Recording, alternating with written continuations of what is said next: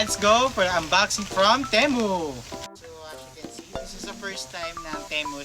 Parang similar about the Lazada, Shopee, and TikTok Shop.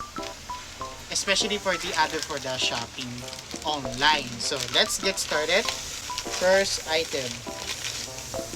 Oh, this is gonna be coolest. Oh, this is in a manual. And also the cable as well. And then also then oh, this is the Bluetooth earphones. So open up. Ito yung inopen niya, tapos yung may USB and then yung charger. Paano siya i-open? Paano? Oh! Wait. Kakumpisa pa lang. Ito yung one, and then this.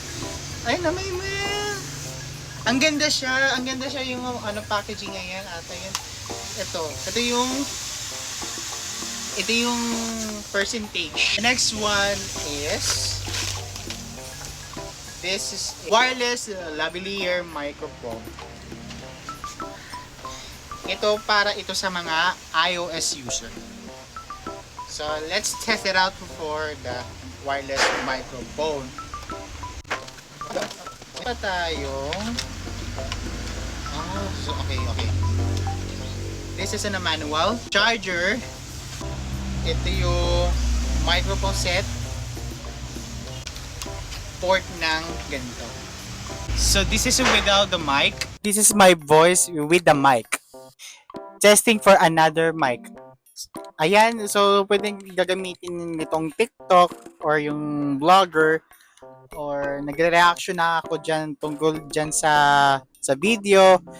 Unlikely na nakaingay din sa paligid-ligid dyan. Ito naman ay yung sa mic dito dyan sa phone ko. Ayan, nakatesting ko yan dyan ha.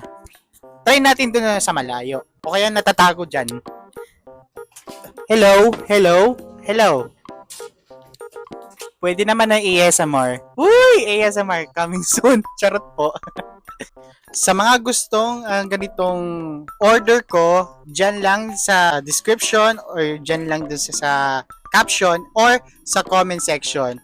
O kaya naman ay bisitahan mo lang dyan sa www.temu.com. Hanapin dyan sa Google or yung available dyan sa app at yung Play Store. Lang guys, and thank you so much for watching and I see you for the next unboxing.